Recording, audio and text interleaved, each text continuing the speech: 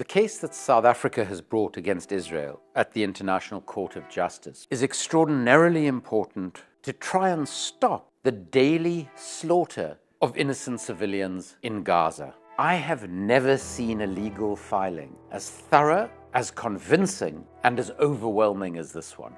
And I say this as a Jew, as the son of a Holocaust survivor. Never again didn't mean only for Jews. Never again meant we must never see the slaughter that we saw during the Holocaust again.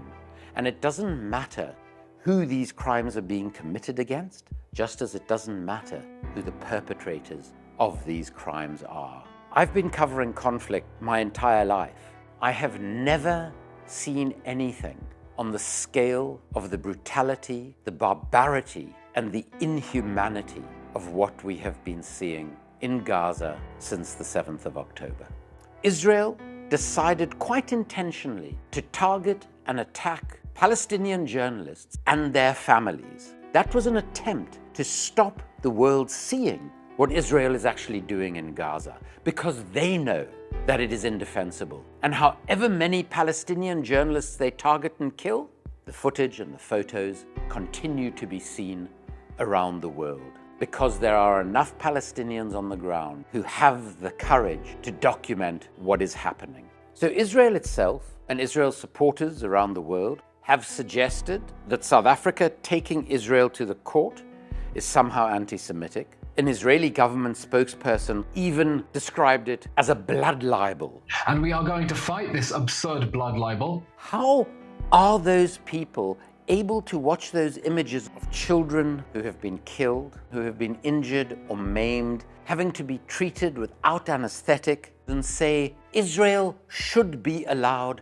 to continue its murderous actions in Gaza? And the fact that it is South Africa taking Israel to this court, a country that knows what apartheid is, that knows what it is to live in perpetual conflict, makes it particularly symbolic and important.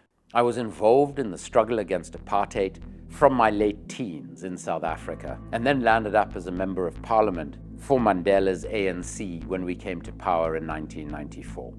And while the struggle against apartheid in South Africa was an extraordinarily difficult one, in which thousands of people were murdered in cold blood by the apartheid state, hundreds of women massacred because they dared to protest, school children slaughtered by gunfire because they refused to learn in the language of their oppressor, political activists assassinated, detained, executed by the apartheid state. It was nothing on the scale of Israel's oppression of the Palestinian people. And that is primarily because there is one fundamental difference. In South Africa, the apartheid state was heavily dependent on the black African workforce for the economy to function. Israel does not have that dependency on the Palestinian population in the occupied territories, as a consequence of which, in order to effectively usurp the territory that is today Gaza, Israel is prepared to massacre tens of thousands of ordinary Palestinians in what can only be described as ethnic cleansing and a genocide. South African apartheid was never as brutal, never as murderous as this.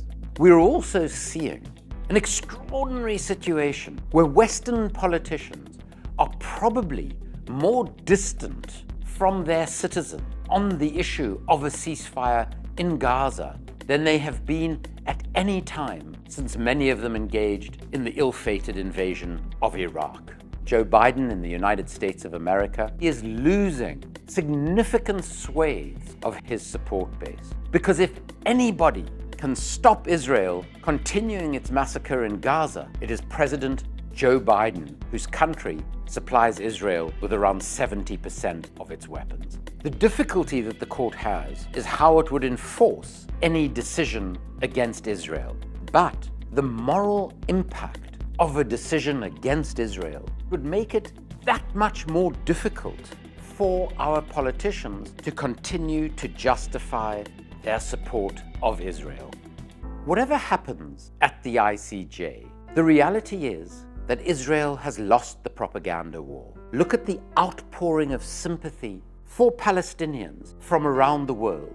And those marches and demonstrations are just getting bigger and bigger the longer that Israel's indefensible actions continue.